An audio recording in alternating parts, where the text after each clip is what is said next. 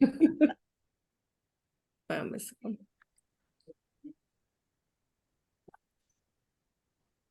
Hi. Morning. Oh.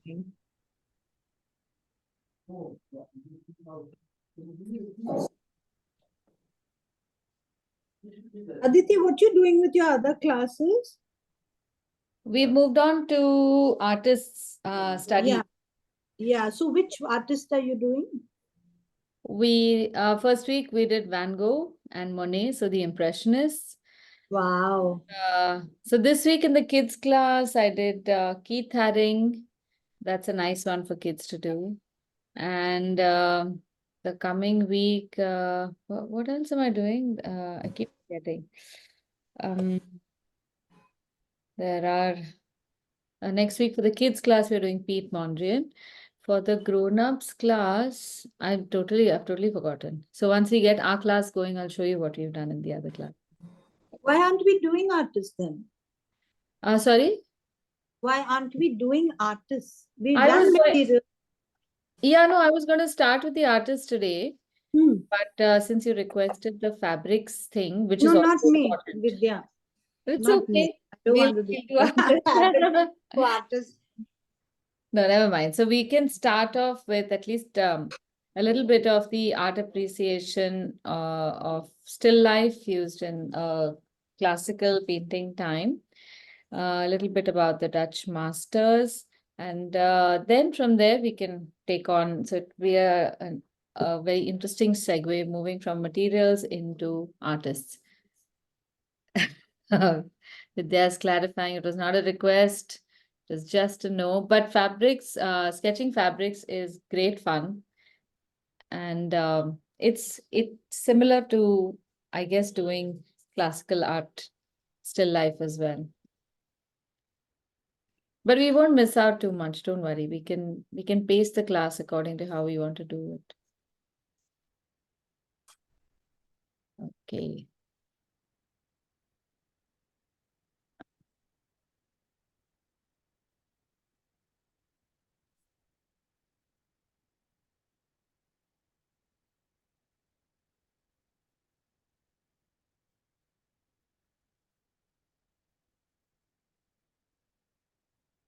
Okay, I've shared some images. We'll just observe those images.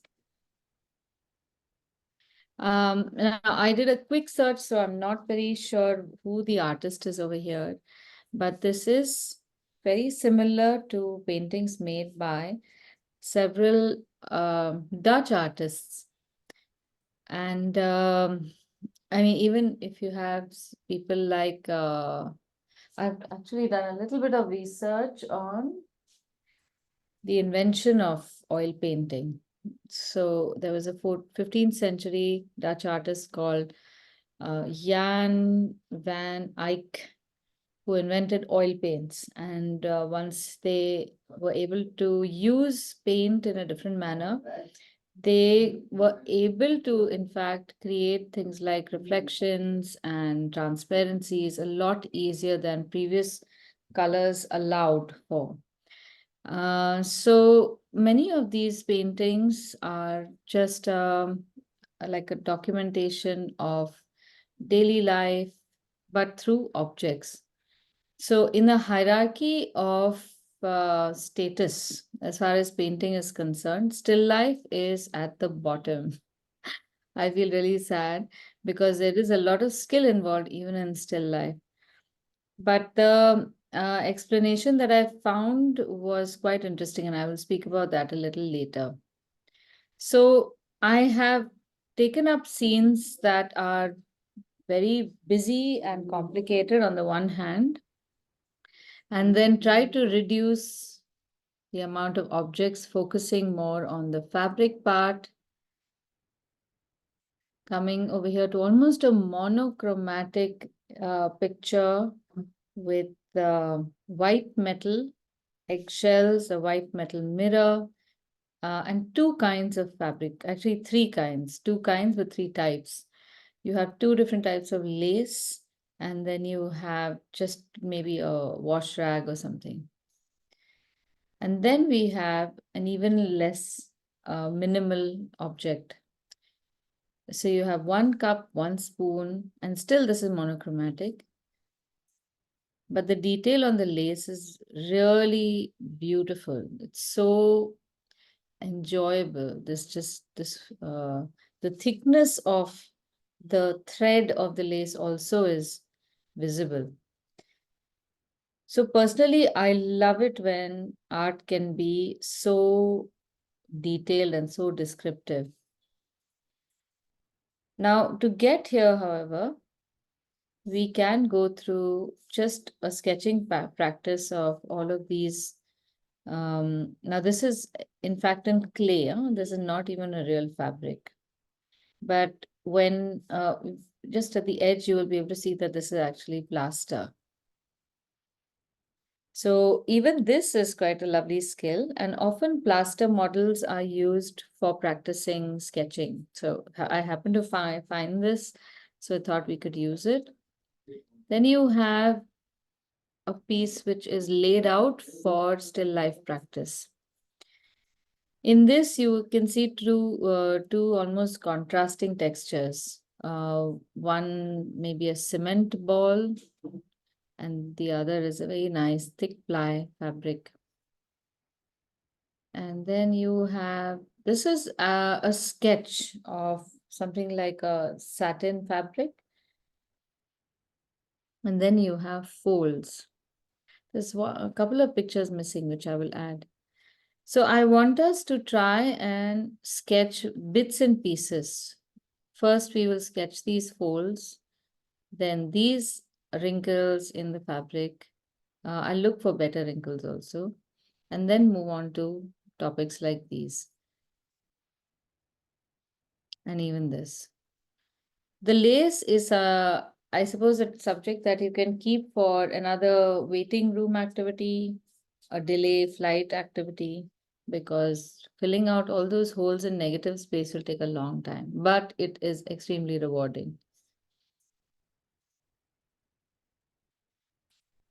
So we are going to use only pencil today for sketching, and we will I will try to show you how you can use pencil without having to blend, and in many cases also without needing to erase the lines more than the basic lines that you have to make for shading. So I'm going to start with the folds, the last picture that we have, because that's just one kind of movement in the fabric that we can focus on. Once we have done that, I will add a couple of more pictures to the group, and then I will explain to you how you can observe fabric differently also.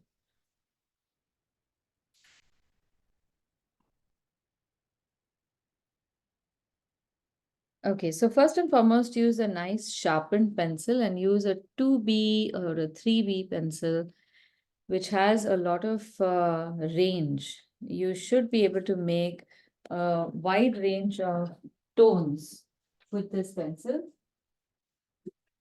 If you happen to have a mechanical pencil, that will help too.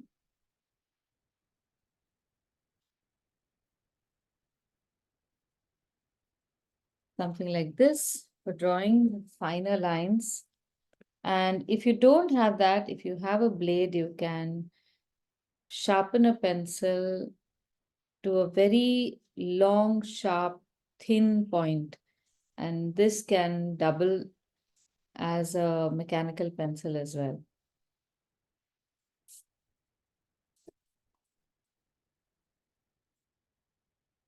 So when starting out the sketch, make a small frame, and you can draw this very casually to just accommodate the fabric. Don't make it too large. Don't make it a big sketch all over the page. Like we normally do, we will look at lines and follow the dark line here. So you see, oh, let me just show it to you on the image.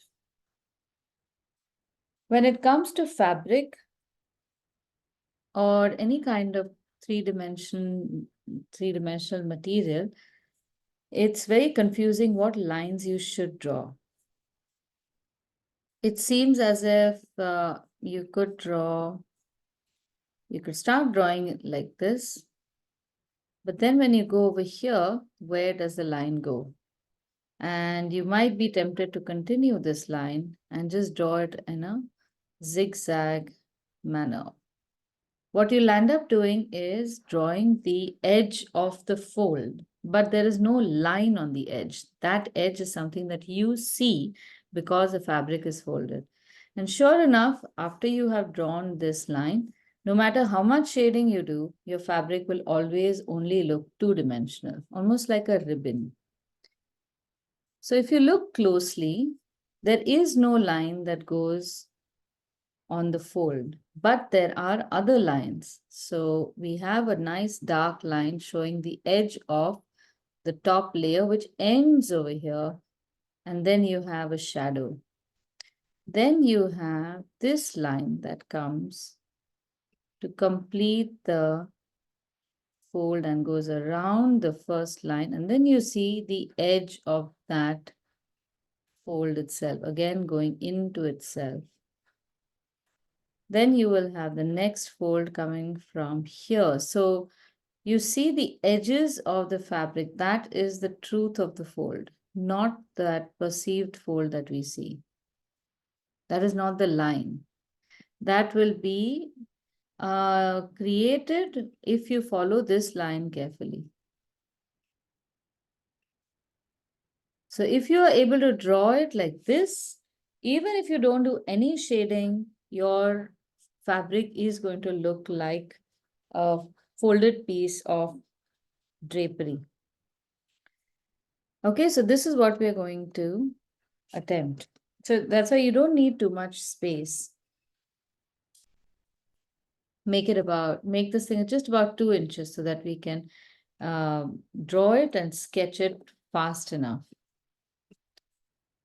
So when you are measuring this again, the action of drawing is again going to be the same. Look at where the line starts and look at how far it goes. It goes at about the direction of 2 o'clock from about, yeah, a quarter of the way up from the bottom, almost to half of the paper. Then from the other side, you will have this line come here, turn towards the bottom, a small curve. Then you have this part. Notice how much the line goes closer to the previous line. There's an overlap, a little point on the edge.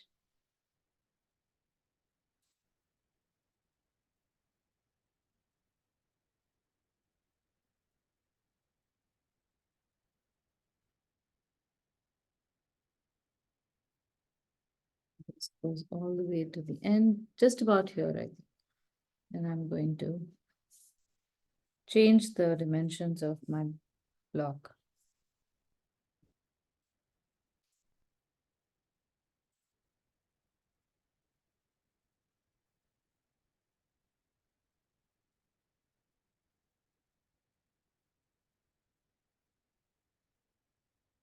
Once you have these lines down, you can refine the lines.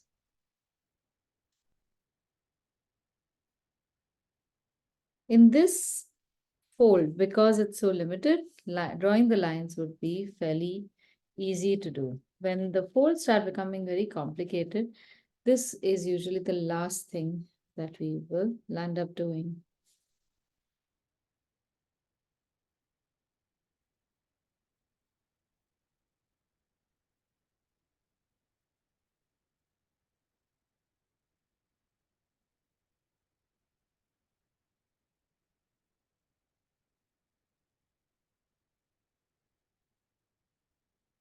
Now, when it comes to shading,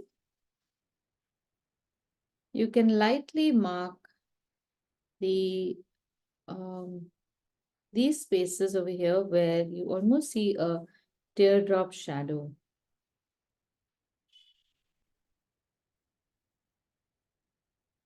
And shade it in a medium dark tone. So it's not the darkest, but it's significant enough to be visible. And then you have a long teardrop over here.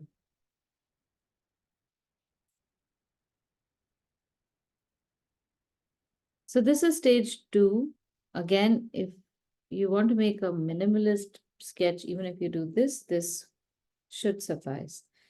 Now, after this, we are going to make the more subtle shades. So if you look closely, wherever this fabric is folding, just at the edge, there's a very light highlight.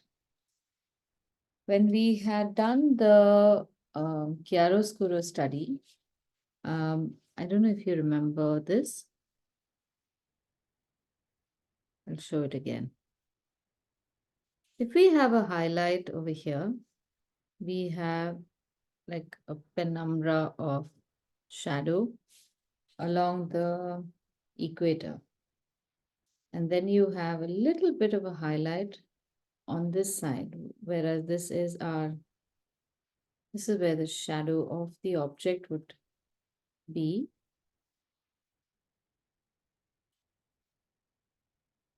You would have a medium shadow. Wait, this would be a dark shadow here. And then just a little highlight just at the base. This particular highlight is visible in even portraiture. Just at the edge of the chin, you will have a little highlight. This is a reflection of the surface that just falls from around the shadow. So you have to see that. That gives a different roundness to our sphere. So the same thing is visible even in the shading of these folds on top. So when you start shading them, start shading from a little away from the edge. And as you come towards the edge, keep your line very soft so that you can keep a small highlight available.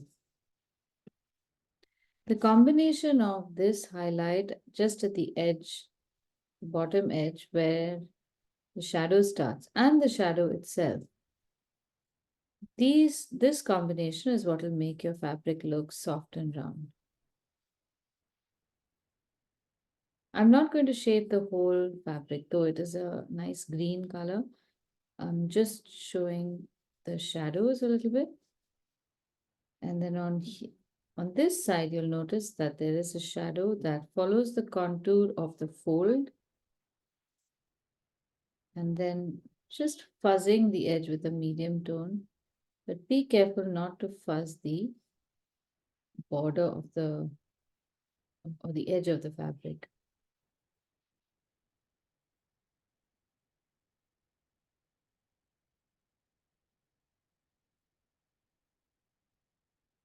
And then again, the shadow becomes a little light coming towards the edge. And here there is a highlight. This is not a reflection. This would be a highlight.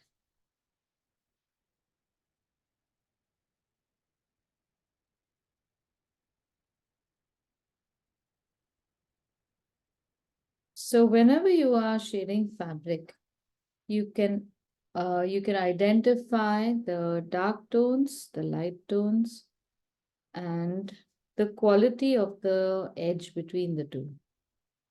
That will show you whether there's a harsh light or a soft light that falls on the object, and also whether the object itself is made of fabric, of a material that is hard or soft.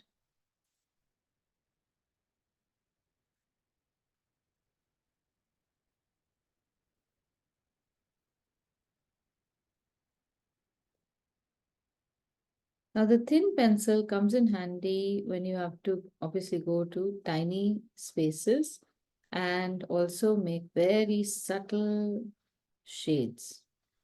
This is a regular HB pencil. This, as you can see, has been used and abused heavily by my kids when they were young. So I was experimenting with sharpening it to a great point. So now this gives me a very subtle tone. So I've just kept it. The dark tone of the 2B or 3B pencil is very intense, and that will give you great shading. But when you want a transition between that and a soft edge, the 2B pencil, being a little more granular, may not be able to give you in one shot that kind of softness without making the shadow darker at the same time.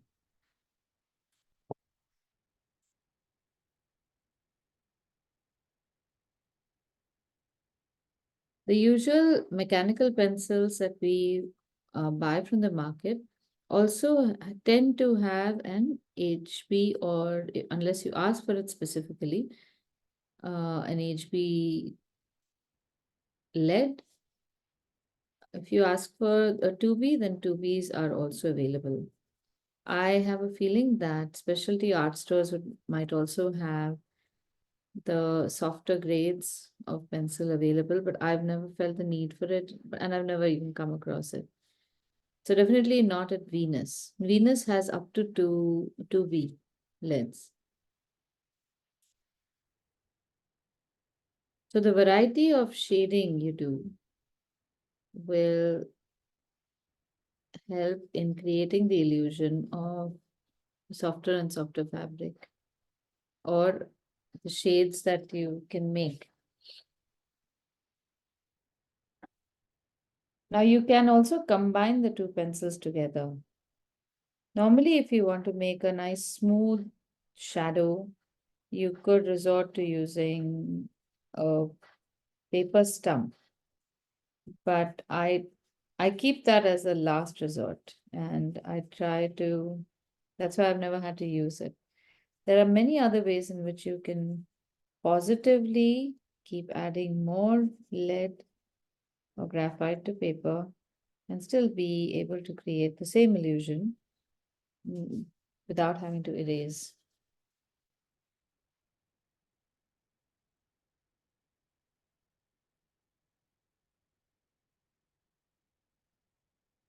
So with everything you shade, look for comparison. Is the shade that you've made the only shadow in the neighborhood? Is it the darkest or the most medium comparatively to the others? Is there any other shade that you can make? And then you just have to respond to the answers you get from that question. Each shadow can be adjusted, made darker, definitely not lighter, according to uh, the company it keeps.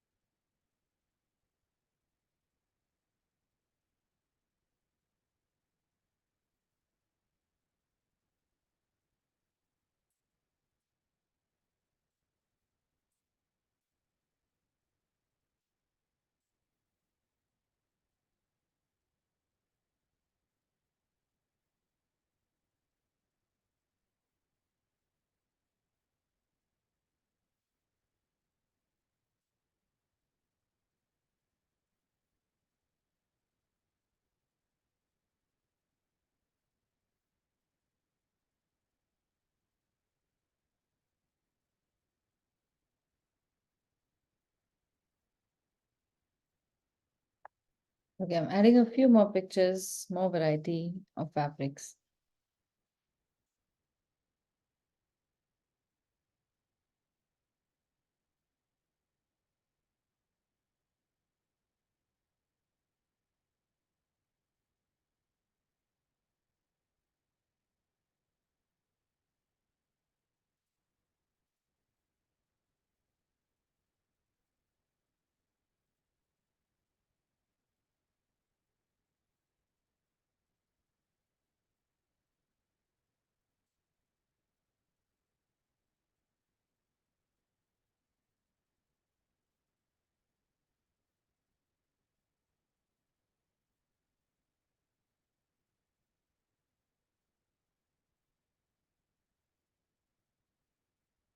Okay, forgot to say send. Wondering why it was not visible. Okay. So here are some pictures of actual fabrics. And then we have also, no pictures of fabrics. These are just fabrics. And here we have a person in a veil where you can see the silhouette of the person's face dark against the veil. But it can easily be drawn as part of the fabric itself because several folds go into the area occupied by that shadow. Then you have something like this, which looks very similar to the fabric sketch I've shared with you right now. And again, another crepe fabric with wrinkles. So I want to take up this satin fabric. And maybe I can speak to you about how what this looks like.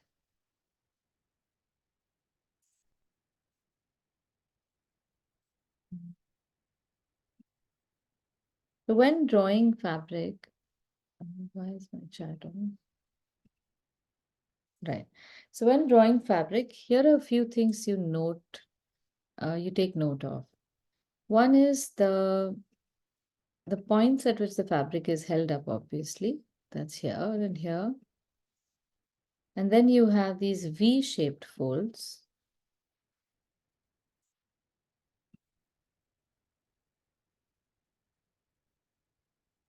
And here you have something that almost looks like, I think these are called pipe folds because they look hollow and rounded. Depending upon the length and the nature of the fabric, this could be very narrow or it could be very wide. So you have two types of folds, one fold that goes from one point to another point. The point itself where fabric is gathered together and there'll be a lot of shadows and directional lines pointing in the direction of the fall of the fabric.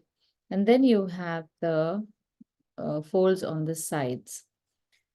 If we look at the earlier picture, you just have one point where the fabric is attached, and then you have all these pipe folds.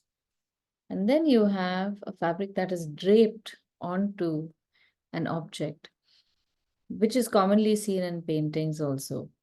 Here, you don't have just one point where it is hanging from, but you will see several different kinds of folds, which would be like this, where the fabric itself is wrinkled up. And then you have drapery, which is often related to garments. So you would have veils, you will have dupattas, sleeves, all of that. So let's try making this. Again, when you're making this, I want to show you how you can go about drawing this first and then converting it into fabric. So when you're drawing complicated fabric drapery, instead of going and attacking the shape that the fabric makes, look at making it more geometrical. You have 2 points marked where the fabric is going to be pinned, And from here, you can literally make the edges in straight lines. You often will get direction of part of the line, part of the fold as a straight line. So you may as well draw that and don't draw the curves. If you start drawing each fold as a curve, you might just get lost there. Then you have this fabric. We've just learned about folded fabric. So you won't make one line that goes through.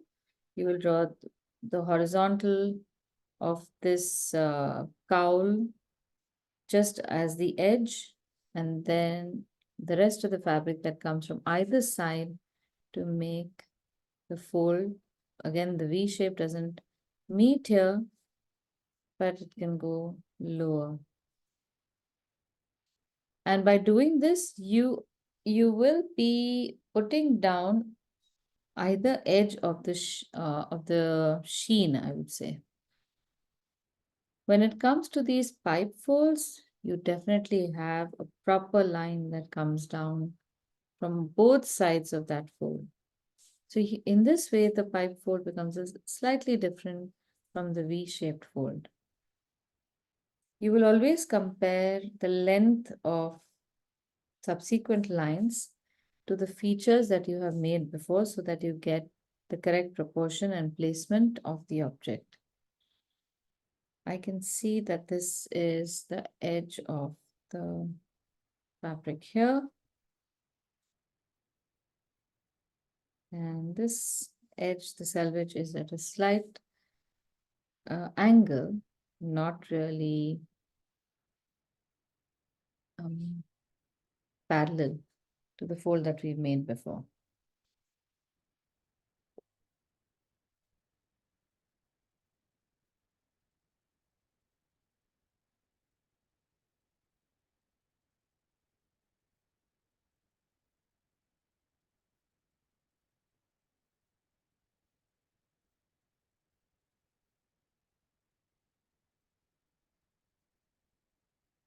One of the best applications of practicing folds, you would be surprised, is not really making anything in fabric at all. The shading that you will practice in fabric comes in handy when you have to make things like fingers, or you have to make features on organic material where the surface is soft and you still have to create some kind of roundness to it.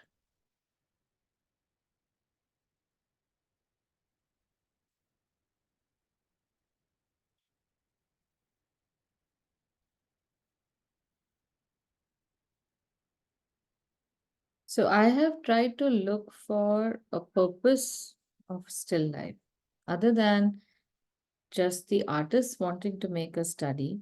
Why would anyone commission a still life for their living rooms? And what was the compulsion to put up a still life in people's homes? I can understand the need to put up landscapes and portraits, of course, but I never got still life. Maybe it's just a cultural thing. So I was in one gallery in the US once when the tour guide was explaining to the people who were visiting the gallery about what is how still life was viewed at that time and still life artists.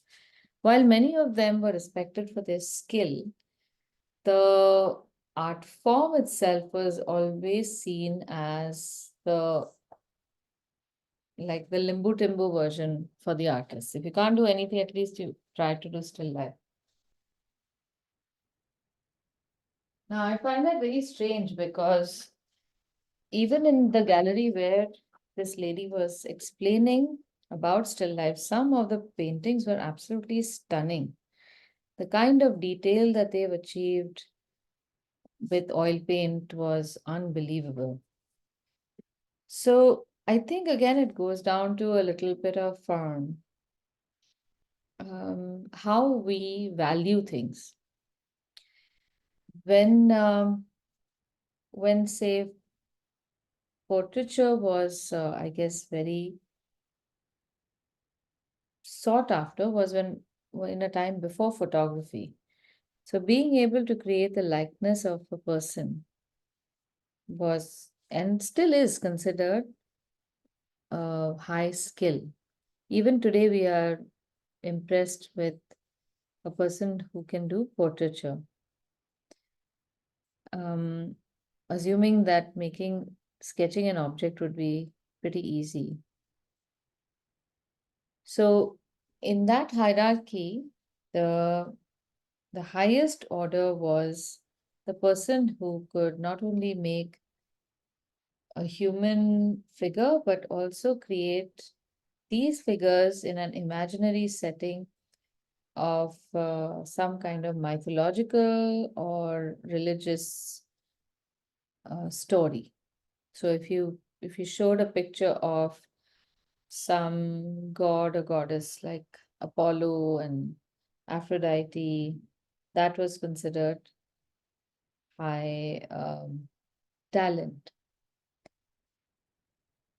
And then after that came the narcissistic paintings of people themselves. So kings who got their portraits made. This was considered rather gauche, very nouveau riche. Why? Just because you've got the money, you want to get this painting made when you could spend this money in I guess, in send it to the church, do something devotional. So that, but still was considered high art. Then came landscapes, and then came still life. So I've tried to figure this mystery out for some time. And here's my assessment. When you make religious or mythological illustrations, you have a certain imagination. You have to employ imagination to create that scene. So you have to create in your head a characteristic for a particular person as mentioned in history. So you have to put in a lot of things together to make that a convincing illusion.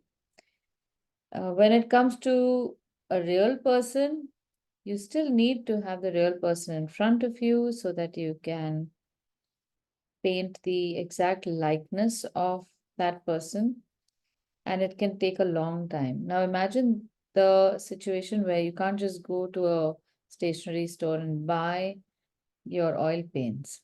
You would have to grind every paste yourself and mix it with oil and binder and whatnot. So it did take a lot of time. And also, your subject is constantly moving. So you have to take time from Napoleon, ask him to come and stand for you sometime, and then you would make a picture of him. And in the meantime, they would have stand-ins, of course. They would have dummies of the horse that they wanted. All of that would be there. Then for landscape, again, landscape would also be changing. So before the Impressionists, artists would go out, make sketches, use the inspiration, come back to the studio, and then over a few weeks or months, make a painting of that landscape. But still, seasons change. You have to be quick enough, otherwise, an entire year goes by and you have nothing. Now, with still life, you can keep that still life for years in front of you. The only thing you probably have to change is your fresh fruit and flowers. But other than that, everything can just continue. You can keep cleaning out your canvas, keep making it again. Whenever you have time, you can come back to it. So the subject is very forgiving. It does not extract that urgency from you. So you could literally start a canvas of still life, go to art school, learn art, and come back and complete the canvas. It could probably be done even that at that interval. Hopefully, the paint does not crack on your canvas in the meantime. So that was my assessment, the level of difficulty and inconvenience. Okay, so while I'm chatting, I haven't spoken about how I'm shading over here. Start off with shading a very light tone. You should use the 2B or 3B pencil at this stage. Don't use the light pencil at this point, simply because the paper surface is right now free of any graphite. And if you want nice dark tones to come, you should lay a graphite that is loose onto the paper surface. This, though it's light, it's not a loose graphite. So once it covers the surface, it becomes a little waxy, and I won't be able to then put another layer of pencil easily enough. I still would be, but I would really have to grind the pencil.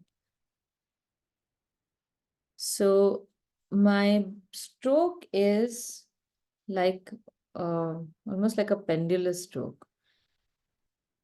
It goes up and it comes down without showing the end of the line. So if you can imagine the stroke of a pendulum going up, making contact with paper, then going up in the other direction, sometimes just making contact in one direction also. And this is the lightest that I can hold the pencil. If you want to make a light hand, all of you need to hold your paper and keep your hand uh, floating. You can even hold the book if you feel like it.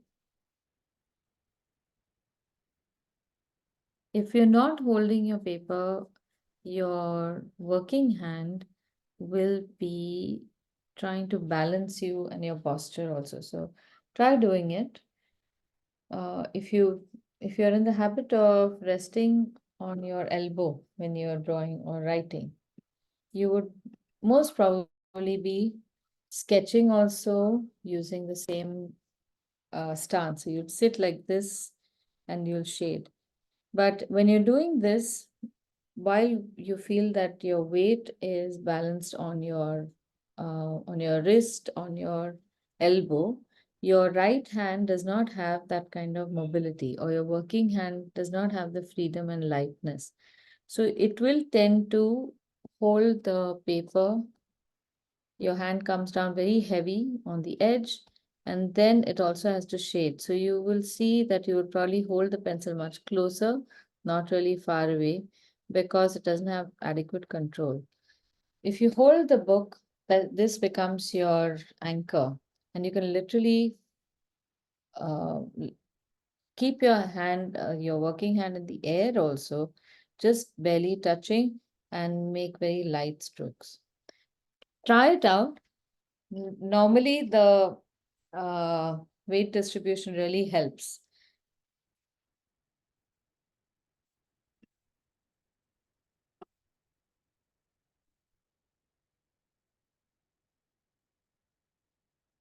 So the trick to shading well is just like how we did, I think, with water, no? First, put in the light tones in one direction, and then start building on those light tones by changing the direction of the shading. If you are in the habit of shading with lines, even in that case, try to make your lines as close to each other as possible.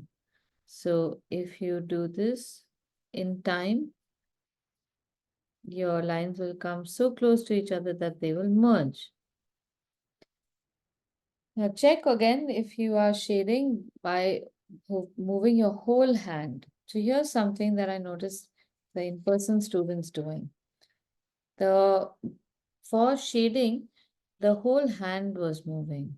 The fingers were immobile, and maybe the wrist would move or the whole hand would move. But instead of this, if you can keep the wrist immobile and move your fingers, then you'll have more control over the line that you are shading. So I want to shade a small section over here. I just shade a small part at a time. And now while I'm shading the small part, I don't change the hold on the pencil. I maintain the angle and the pressure, and I just keep creeping up or down depending upon how far the shadow reaches.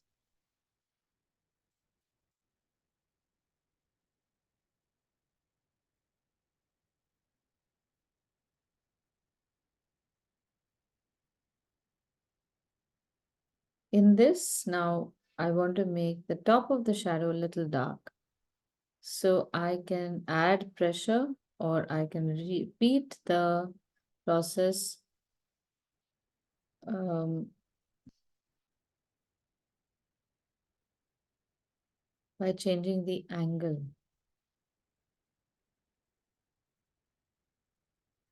Now, if I've added pressure alone, then as I come to the edge, reduce the pressure so that you don't get a patch there.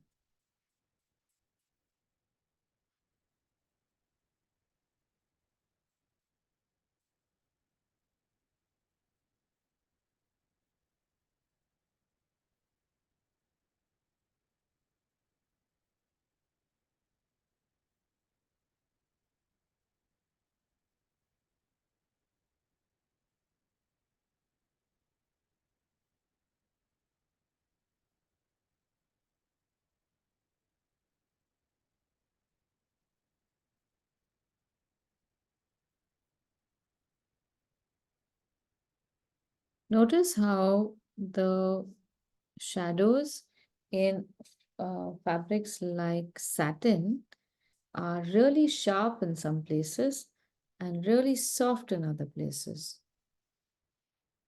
So you have a sharp point almost at this corner, but then it becomes really fuzzy.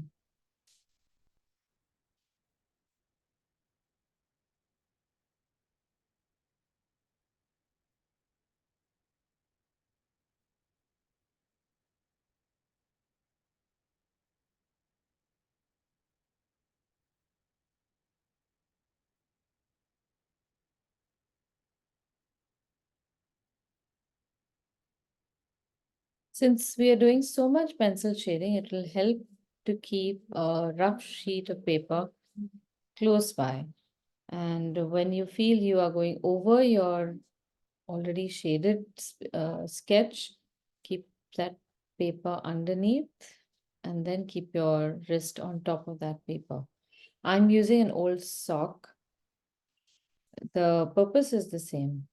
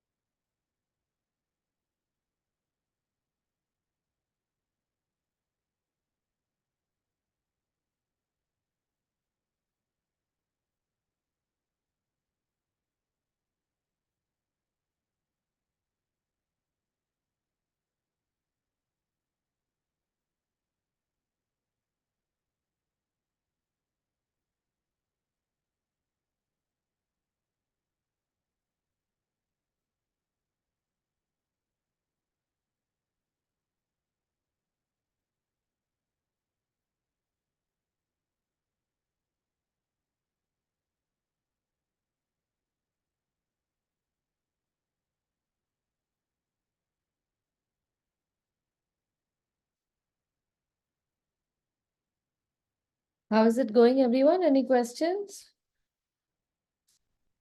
Any difficulties?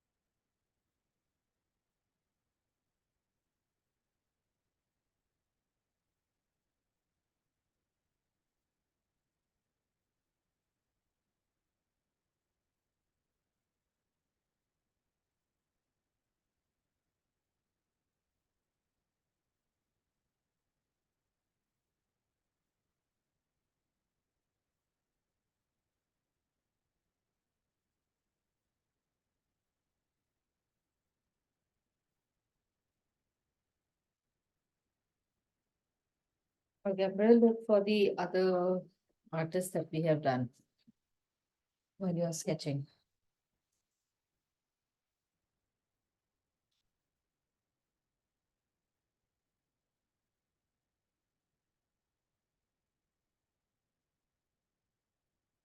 We did Picasso. So last weekend, we did, here are the two we did on the Saturday batch. We did Impressionist, but instead of Van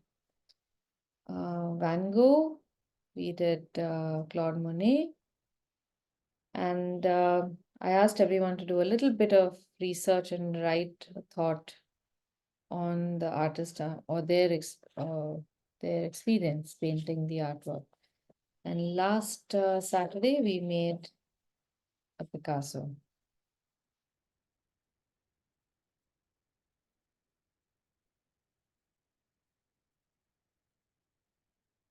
Elaine, wait, Elaine is not seen. She's busy.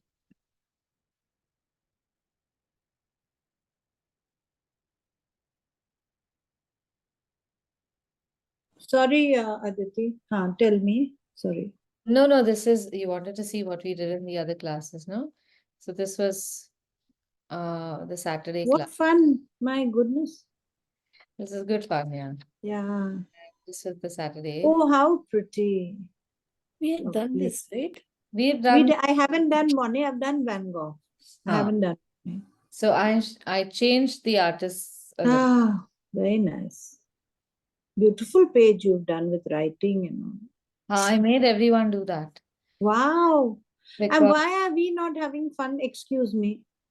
no, everyone is having fun. You're having fun with fabrics. There was one time when your class had the most fun because Tuesdays were Oh, fun that we. so that's why we are not getting it now, is it? No such thing.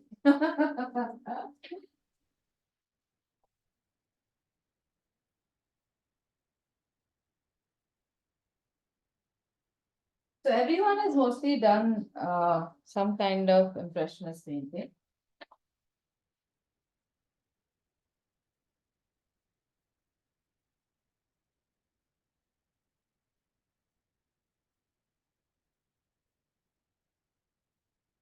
This is a new batch that I started on Wednesday evenings.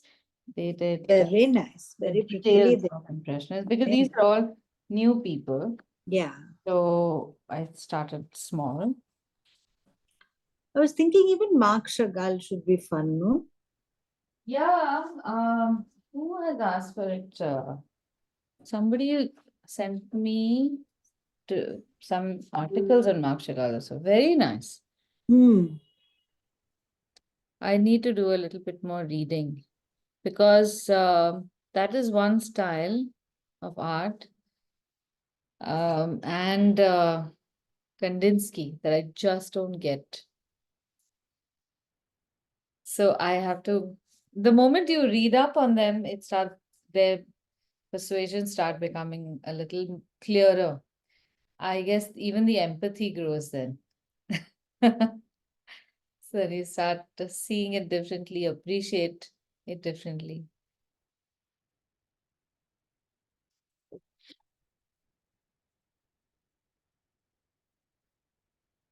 But this is the one thing that I miss not going to art school for, the art history.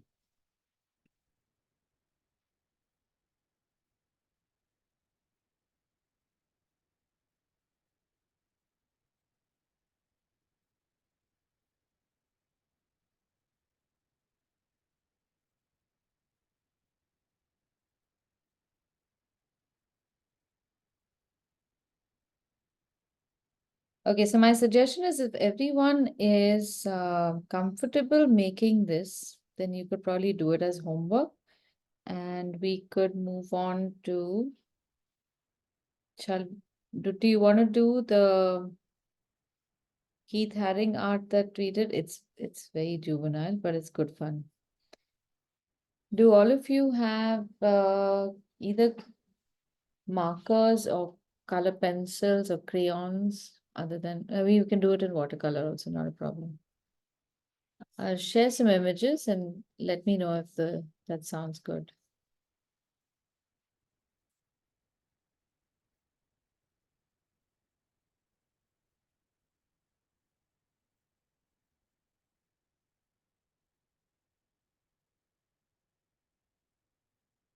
Oh no, actually, you know what? We'll be able to do a Picasso in half an hour. So some are Picassos, some are inspired by Picasso, but they're all cubists.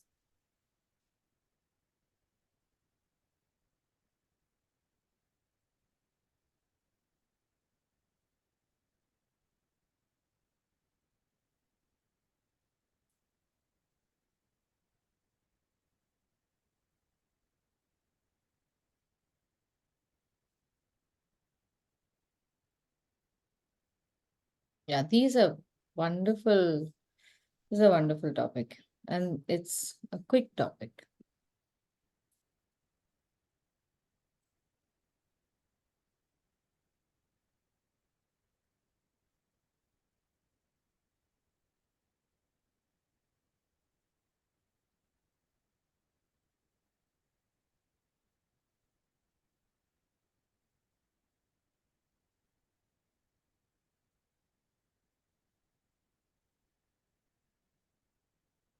Yeah.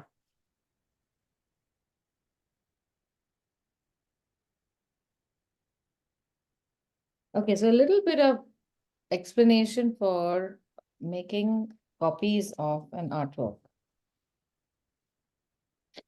For those of you who are doing it for the first time, the intention in making what's not called a copy, it's called a study, is to literally make a study of the various aspects or various choices, tools that be used to make a piece of art.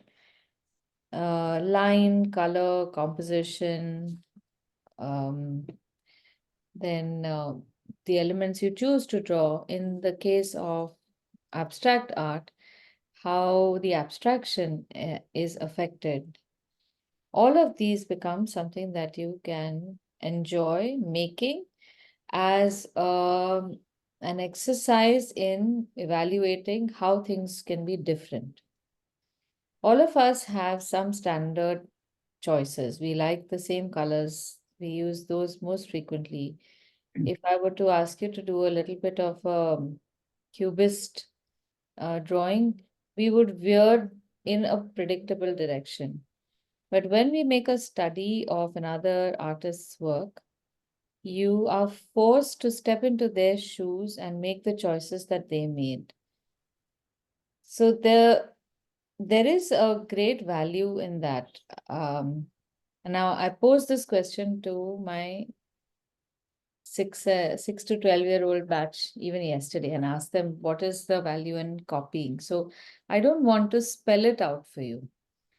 I want you to make one artwork and I want you to experience it for yourself. So we also, I'm going to ask you also to write a small note next to the artwork we make. And I'll show you how to make that note so that it doesn't look like something that's just scribbled.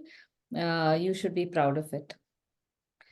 So the process is really simple. You make the drawing of whichever piece of these you like, and you start coloring it exactly the way they have colored it.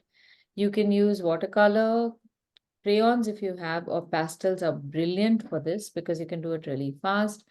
Or you can experiment with different mediums also. If you've got inks, perhaps you could use those. You could use a mixture of ink and color pencil and crayons and markers and all of that to create the vibrant designs. At the end of that, I would like you to just jot down a few thoughts, maybe in the back, and then write them properly in the front to as an experience for just for yourselves to recall later on. Okay, so I'm going to make the first picture.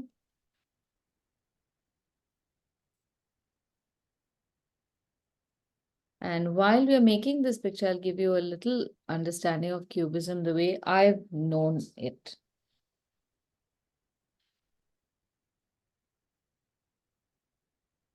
This one, I wanted to make this for a long time. So I'm going to just make pencil demarcations of where I need certain features. I may not be able to draw everything. Like I don't have to draw these dark red lines on the yellow patch under Abhishek, the eye. Yes. sometimes I wonder, was it one big scam? All this, the Picasso, sorry, I mean, was it like a great, how would you say, not scam, but I think scam is the right word. Yes. Taking the Mickey, Ashok, taking the yeah. Mickey. Uh, I will. So I But have. if you look at somebody like that Ron Miro, Yeah. he's weird and wild, but you see a lot of beauty in that. I mean, you see things that surprise you.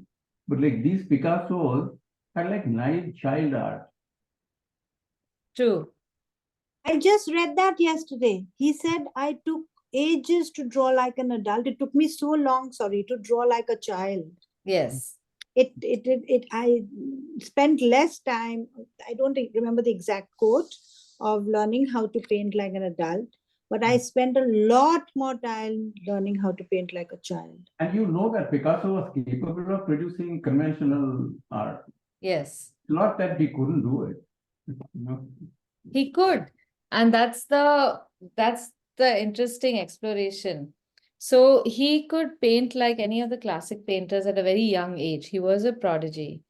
Mm. Uh, but I think there's a combination of factors that come into play over here. So I think the time that he started becoming very popular, this was I guess, the 20s or 30s. The world was very different at that time. He was he became more popular for his notoriety than his paintings, honestly speaking. So he also was very outspoken. So he would take up certain causes and speak out. And every artist who's outspoken against, especially politics, gain notoriety, and then therefore they become sought after by certain circles. They want to hang out with those characters. So there was that colorful background to his life. In terms of painting, I think the movement at that time was turning towards abstraction. So it had more to do with what you are, um, I guess, the thought process that you are going through and constructing, of which the painting was a representation. So in an age where not only do you have photography, you have films, and you have visual medium is becoming very, I guess, democratic. Artists or painters no longer hold any great power over, say, the regular people, muggles who can't paint. So in that case, if you paint exactly what a film camera can make, what are you contributing to art as an artist? Many artists, after the Impressionists came about, started thinking that they're not going to become redundant unless they infuse another element to painting to keep it alive. So up until the 19th century, paintings were representative, mostly, either representative of an idea, again, representative of a popular idea. And then it started becoming impressionist, where they were still representative of life or regular life in as seen by the eye of a painter. But if you take this exploration further, and also through several pieces of interesting literature that was becoming very popular at that time, there was more imagination involved. People were willing to imagine about things that were never done before. And this is all like a 100, 200-year process after the Industrial Revolution. And it was just as if tomorrow anyone can get up and become the next innovator. Ideas were floating all over the place. There was this whole energy, and this is across the art world, across the world. So, imagine in that kind of conversation, what is it that you are discussing with people, and what are they bringing to you? So one of the ideas, like abstraction, was challenging yourself to do something that was not possible in painting. One of the challenges is, let's take what we have in front of us. We have three-dimensional objects, which we have to translate into two-dimensional canvas. So far, we are trying to make three-dimensional objects look like three-dimensional objects on canvas. So we want to negate the dimension or the lack of one dimension in a flat piece of canvas, and that was considered great. But now we are going to take a three-dimensional object, break it up, and put it on canvas, and we are going to ensure that it looks two-dimensional and not three-dimensional, and still call to mind the person or the subject that we are drawing. That is a challenge that they gave themselves. And then they kept saying, how far can I take this exploration? How much can I break it? I will remove curves. Does it still look three-dimensional? Okay. I will remove color. Does it still look like an object that is recognizable? I will make multiple lines. Would it still look like one object that is in movement? Can I show movement through this just drawing of lines?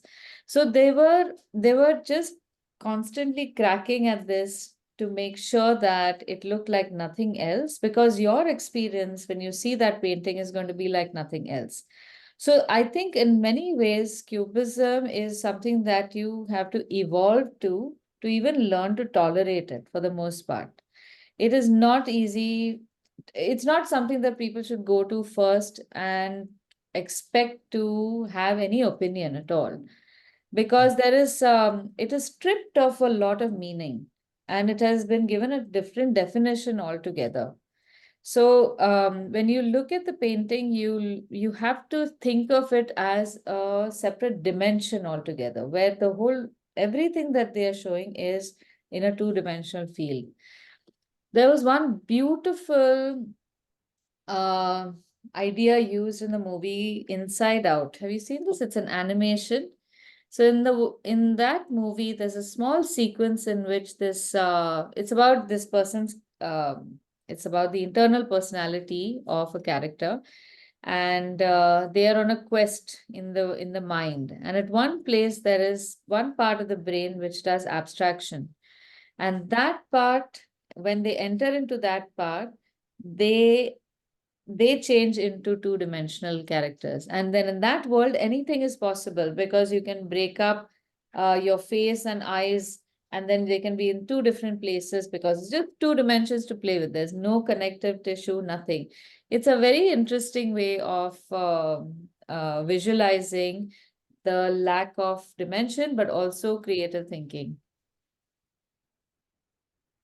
Okay, so let's try making one painting and let's see how good it is. So I'm just going to leave it to you. I'm going to talk a little bit more, but I would like you to start painting something.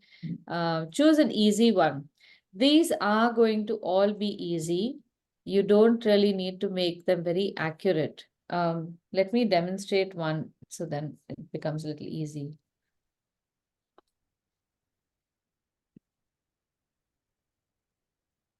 I'm making the picture like the earlier one. I'm just making it in a small section. I think I'm going to use tape so that I get nice edges. But I'll use the tape afterwards. I'm going to start with the nose. It's just, I guess, two lines. Then two eyes. Now, if you look at the eyes over here, they are not one eye looks like it's looking sideways. So this was also another experiment. Can I make two different sides of a face on the same canvas? If I look one way, the face can look like it's looking in the front. If I look another way, it should look like it's looking sideways. So I guess a Picasso or these kinds of abstract paintings stopped being a painting merely to adorn walls. They all started having a much bigger meaning and purpose. Again, the earlier paintings were often decorative, but the newer paintings started having more meaning. So you could have who are the other artists who have very interesting paintings? All of this falls under modern art, by the way. So the next time you're traveling somewhere, if you can go to a modern art museum, uh, go there. But I've often felt this, if you go to a modern art museum and you come away without feeling anything, then you've probably not really seen anything. And by feeling it, I mean really just the feeling part. You can even feel disgust. I've found some pieces in art that are horrible. I would never want to see them again. But that was the purpose of the artist. Personally, I'm not a big fan of modern art per se. I still prefer good skill, and there's no excuse for that. But one can't help but see that there is a larger purpose to art than just making objects look pretty.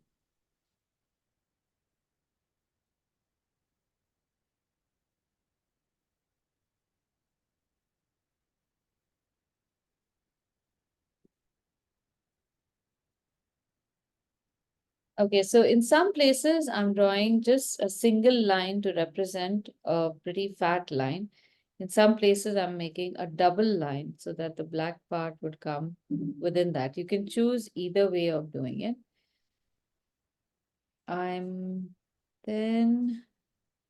at this point, I think I can start painting a few patches, and then I can paint the rest.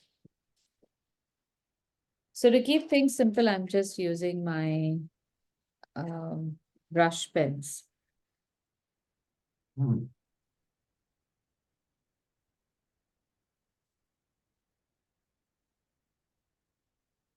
Wherever there is a white line, I am going to leave a patch unpainted. Starting with the light colors, of course.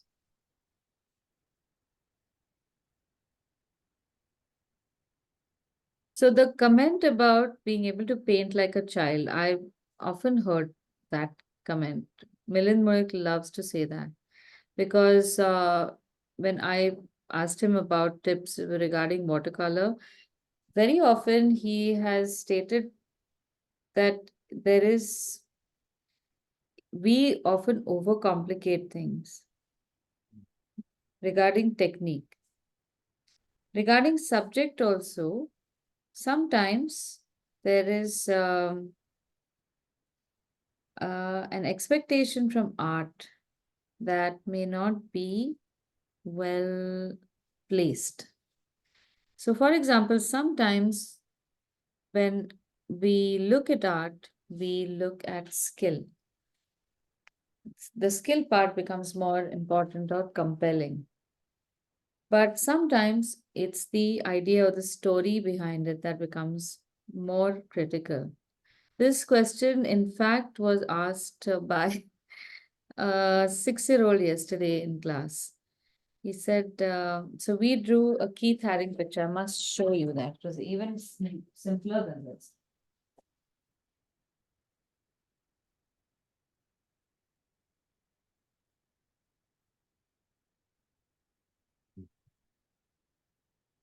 This is what the kids drew. So Keith Haring has taken abstraction to another level altogether. Not to mention that he was the first person to make art this way, and he made a very bold political statements with just graffiti, in a sense. Actually, So it's the quite kid nice. asks, sorry, yeah, Quite nice. it is, isn't it? It's beautiful.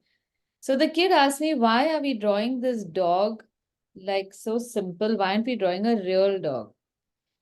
I had to pause, I had to think about this because I think he imagines since he is coming to art class, he would start making very complicated stuff. Why am I showing him all this easy stuff?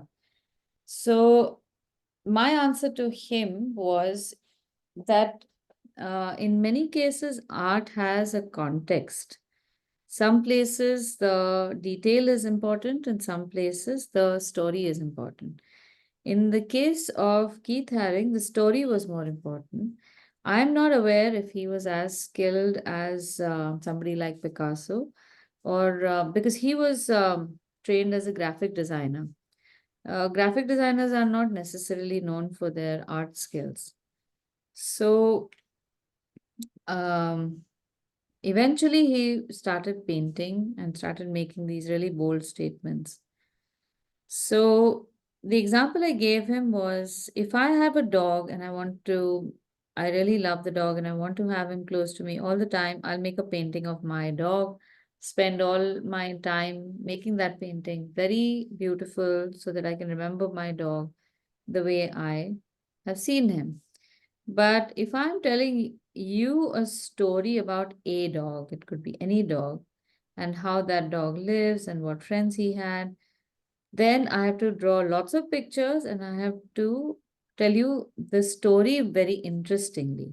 So if I imagine scenes in which I can't really, that nobody has seen before, then making a dog that doesn't look like a dog but just looks indicative of a dog is enough. So he got it. I don't know whether he was convinced, but he said, okay, fine, then that works. But then it comes down to even things like emojis. We use emojis so frequently, but if we think about it, we are suspending our, yeah, there's a wonderful term, suspending our disbelief. You, uh, when you receive an emoji, you imagine the person who sent you the emoji is smiling or is frowning or is laughing, crying, rolling on the floor, whatnot. So, how does that happen? We are able to create an image that is so generic and so simplified, yet it conveys an idea that is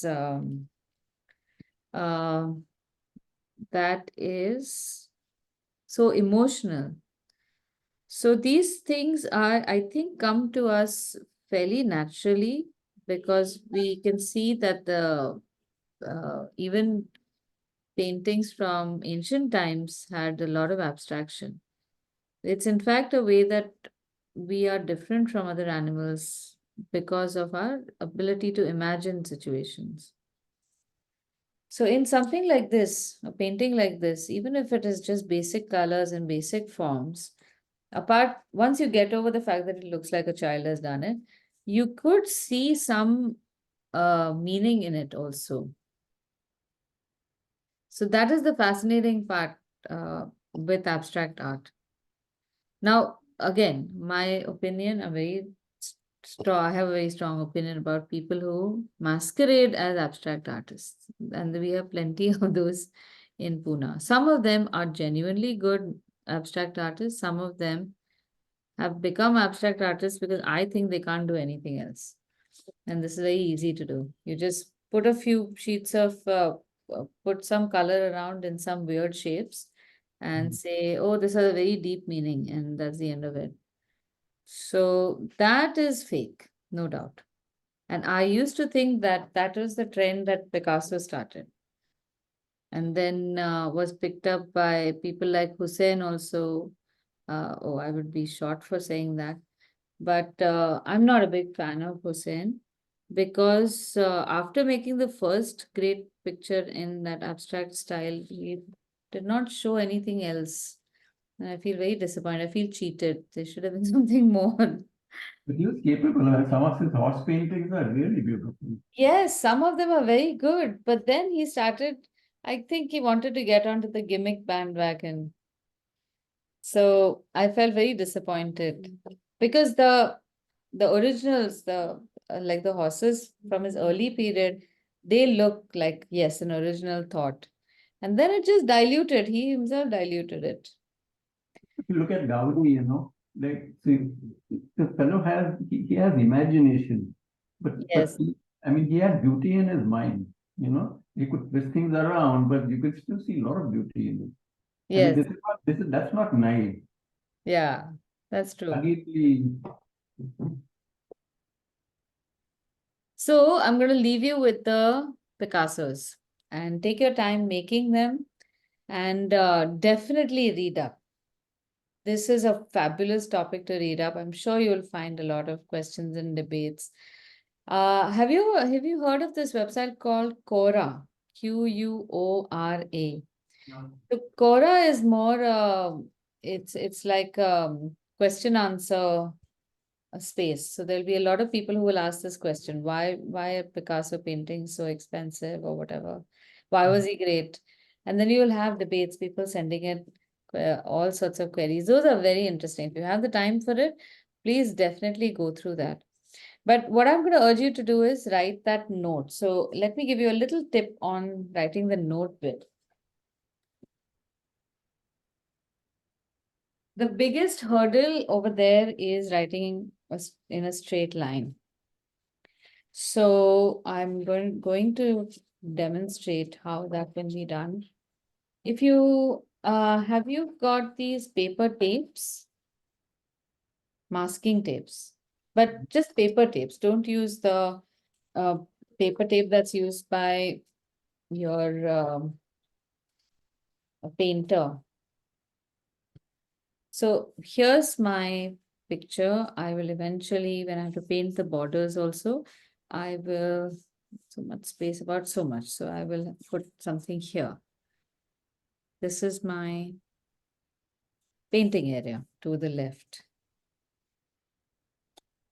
So Now, why don't we just leave it empty, right? We don't put anything. yeah, white, even I'm leaving empty. So even when you're writing the text, you could use paper tape. I use paper tape for that Monet page. And I gave myself a column. Your column should accommodate only 6 to 8 words. Please don't make very large columns. They can be very painful to read. And the width of the tape becomes the what's called the gutter space between your image and your text. You can use the tape or any piece of horizontal edge, a straight horizontal edge to start the first line. And then either you can keep moving the tape further, or you could also use this line on top to write your text up to a point where you feel the need to use the next tape. Try to do this without drawing lines. That's an easy way out, but in time you should be able to write even without using these tapes. So few lines might go a little off, but that's okay. The next line you draw, try to make it straighter. To make it look like a proper layout, make your column space about, if you're making the picture about this size, your column can be a little distance away, slightly smaller than your picture, but about the same height. So it looks like one block. So it could be narrower, but make it look like one block. Make a nice simple title on the top, and make it fun. You don't have to make a boring title and just say Picasso or whatever the name of the painting is. You could just say why I don't think Picasso is such a great artist and write an honest opinion about that. Because we are going to date this and maybe your opinion will change, and you'll have something good to come back to and laugh about.